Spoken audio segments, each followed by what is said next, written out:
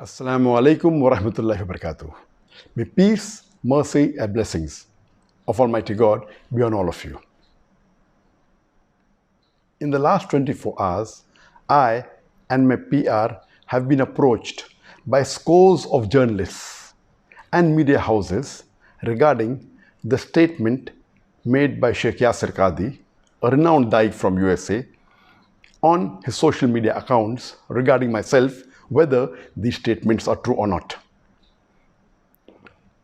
3.5 months before, the Indian officials, they approached me for a private meeting with a representative from the Indian government.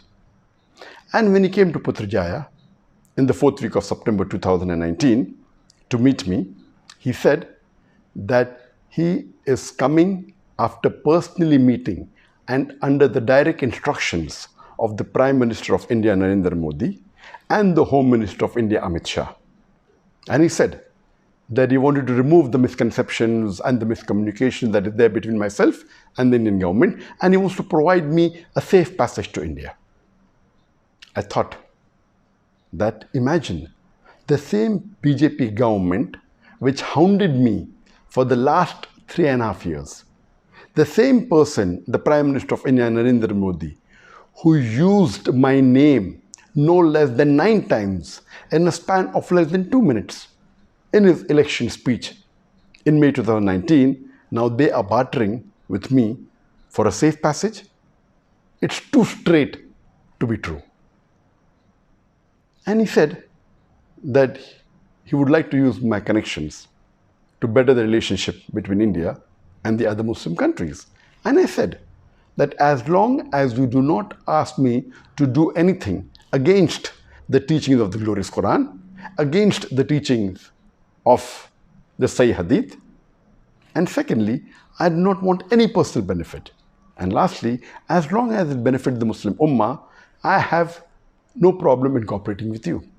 And the meeting lasted for several hours. And then he told me that he wanted me to support the BJP government when they revoked Article 370 in Kashmir. And I flatly refused. I said, according to me, revoking Article 370 in Kashmir is unconstitutional and it is taking away the rights of the people of Kashmir. I cannot support an act of injustice, and neither can I betray the people of Kashmir. And when he realized that I will not support any act of injustice, he said that he has no problem even if I speak against any agencies of India, whether it be the NIA, whether it be the ED, whether it be the police, but I should not specifically speak against the BJP government and against Narendra Modi. And I told him that according to me, the NIA, the ED, they are not to blame. They are just following their political bosses and they're being forced to do what they're doing. And I'm not here to speak against any government. I'm a Da'i who's spreading the message of Islam. As long as they do not do injustice to the human beings and to Muslims, why should I speak against them?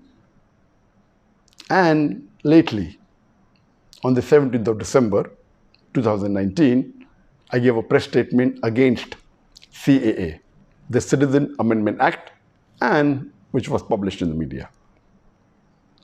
When I heard statements and I saw on the video statements of many Muslim leaders in India when they're openly and completely supporting the BJP government when they revoked Article 370 in Kashmir, I thought to myself, how can a Muslim who has the basic knowledge of Islam do this? Some of them supported the NRC in Assam. Some went to the extent of saying that NRC should be done throughout India. Now I realize that these Muslim leaders surely may have been blackmailed, may have been pressurized, may have been forced to support the unjust BJP government, otherwise face dire consequences. I have a message for the Muslims of India. It is noble to speak against injustice. But if you fear a backlash and you're afraid, the least you can do is keep quiet. But supporting an unjust act is un-Islamic. You are bartering your seat in Jannah for your security in dunya. Allah says in the glorious Quran, in Surah Az-Zumar, chapter number 39, verse number 36.